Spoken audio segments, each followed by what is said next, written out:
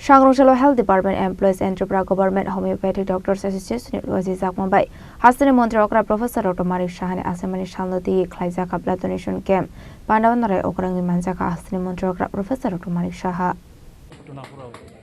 Shubham Karati Kalyanam Arogyam Dhan Sampada Shatru Pushpardu Apurposhe Sudhya Divago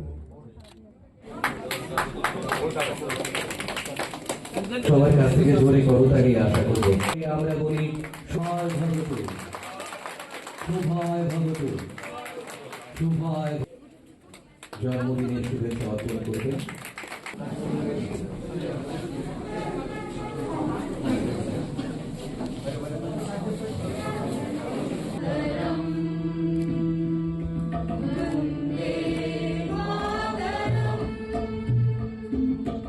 Ashlo Aizem Shahamnogo Klaizamani Shakmusung Tirmani Panda Gok Sanani Tangai Hastani Montreokra Professor Dr. Marik Shaka Twinikono Chatpat Gure Orone Shimi Kobang Mushroom Saknai Tongo Hene Talptel Nakomani Kok Shaka Hastani Montreokra Professor Dr. Marik Shaha Abno Garebo Tebu Shaka BJF Habang Faimani Yaglono Hastro Dental College Nam Saka Hene Abaikan Moni Purni Chiza Hospital Tripura Hasto Finally Nai Katabok Fiaba Tabufana Kobang Kebeng Mungo Abai Hinino আসলে দেবকক শাখা হাসিনী মন্ত্রীকরা professor doctor Manik Saha প্রচুর আলোচনা হয়েছে আমি আর বিশেষ কিছু বলছি না আমাদের সরকার এখানে আসার পর বিশেষ করে আমাদের কিছু প্রায়োরিটি বিষয় কিন্তু চলে এসেছে যেহেতু আমি স্বাস্থ্যের সাথে যুক্ত এখানে আমার পূর্ববর্তী বক্তা বলেছেন যে এখানে যেমন dental college government dental college এখানে খুব অল্প সময়ের মধ্যে কিন্তু এই ডেন্টাল কলেজটা আমরা শুরু করতে পেরেছি প্রায় 8 থেকে 9 মাসের মধ্যে এই ডেন্টাল কলেজটাকে দাঁড় করানো হয়েছে মাননীয় প্রধানমন্ত্রী জি নিজে এসে এটা উদ্বোধন করেছিলেন কিন্তু কাজ করতে গেলে বাধাও আসে একজন জনপ্রতিনিধি কথা না মানে ওনার অজ্ঞতার কারণে হঠাৎ করে উনি প্রাইম মিনিস্টারের অফিসে চিঠি লিখেছেন যে এই ডেন্টাল কলেজ দেখানো হয়েছে আগরতলা গভর্নমেন্ট মেডিকেল কলেজের ফ্যাকাল্টিদেরকেও দেখানো হয়েছে তাহলে তো এটা এজেন্সির যে তার যে এফিলিয়েশন সেটাই শেষ হয়ে যাবে তো ন্যাচারালি আমি তখন যাচ্ছিলাম মেঘালয়ে এবং মেঘালয়ে আমি গাড়িতে বসে দ্যাট ডে ওয়াজ সানডে আমি যখন যাচ্ছি তখন পিএমও অফিস থেকে ফোন এসছে যে এরকম বিষয় এবং কথা হয়েছে যে সেখানেও পিএমও একটা প্রোগ্রাম ছিল এবং একসাথে ওনার ফ্লাইটে আমি আগরতলায় আসবো এবং ডেন্টাল কলেজের উদ্বোধন হবে আরও কিছু প্রোগ্রাম ছিল এই গাড়িতে বসে আমি ডিসিআই এর সমস্ত মেম্বারসদের আমি বললাম যে আর এখানে তো মুখে বললে হবে না যে না এরকম না এটা সিস্টেমে এরকম যারা মেডিকেল ফ্যাকাল্টি ওরাও কিন্তু ইনভলভ থাকতে হয় এখন সার্জারি মেডিসিন অ্যানাটমি ফিজিওলজি কে পড়াবে এটার জন্য তো আলাদাভাবে ডেন্টাল কলেজে একদম সার্জন এসে সারাদিন বসে থাকবে না কে বুঝাবে কাকে কিন্তু রিটেন কাগজপত্র লাগবে আমি ডিসিআই এর অফিস খুলে এই গাড়িতে বসে বসে প্রায় 3 ঘন্টার রাস্তা ছিল 3.5 ঘন্টা এই বসে বসে এগুলোর কাগজগুলো আনালাম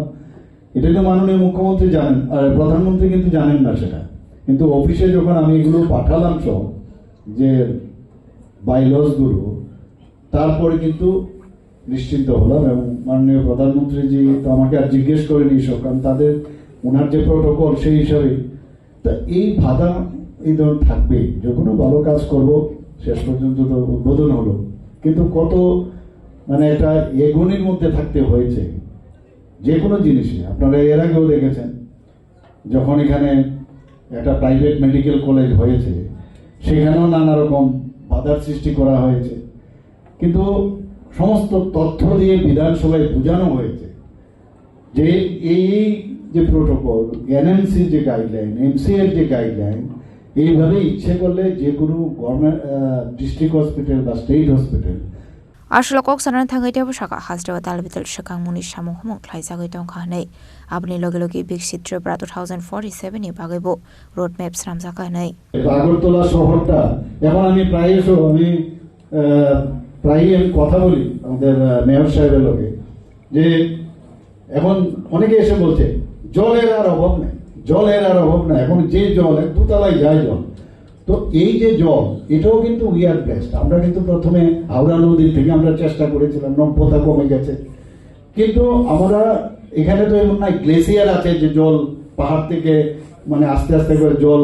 বরফ থেকে গলে আসবে। সেখানে তো বড় মোড়ার মতো জায়গার মধ্যে যে জলগুলো আটকিয়ে থাকে, যে রুটের মধ্যে গাছগুলো থাকে, সেই গাছগাছার জলই আসে এখানে।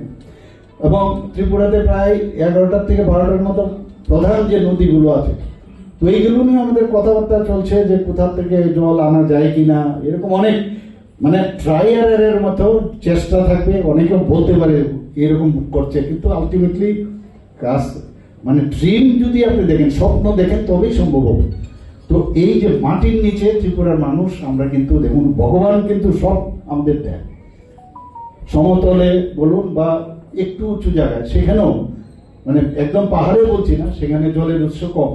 কিন্তু এই আগরতলা বা ত্রিপুরার যে সমতলগুলো আছে, আমাদের যে আরবান এরিয়াগুলো, সেখানে খুব নিচে কিন্তু জল পাওয়া যায় এবং 9% জল আমরা কিন্তু এক্সট্রাক্ট করি। প্রথমে এটা নিয়ে কিন্তু অনেকের একটু সন্দেহ ছিল যে মাটির থেকে জল যদি নিয়ে আমাদের জল শুকিয়ে যাবে। মেইনল্যান্ডে এই জলই পাওয়া যায়। আমরা এই জল যে এক্সট্রাক্ট করে সেটাকে পরিশোধন করে এখন সমস্ত বাড়ি বাড়ি দিচ্ছি, এবং সেটাকে আমাদের আইআরপি লাগিয়ে মানুষ ভালো জল পাচ্ছে এখন। এবং টোটাল যে আমাদের জল মজুদ আছে মাটির নিচে, তার 9% খালি আমরা এক্সট্রাক্ট করছি। ভাবুন, না জেনে অনেকে অনেক কথা বলে। এর আগে বলছিল রাবার গাছ নাকি ত্রিপুরাতে লাগালে এই মানে এখানে নাকি বায়ুমণ্ডলের সাংঘাতিক সমস্যা, কিন্তু এখন পরীক্ষিত অলরেডি সাইন্টিফিক্যালি বলেছে না, এরকম কিছু না, কিচ্ছু হয় না। এবং রাবার আমাদের আর্থসামাজিক উন্নয়নে ত্রিপুরাতে একটা মানে বিশাল বিষয় আমাদের। এবং রাবারকে নিয়ে, আগরকে নিয়ে,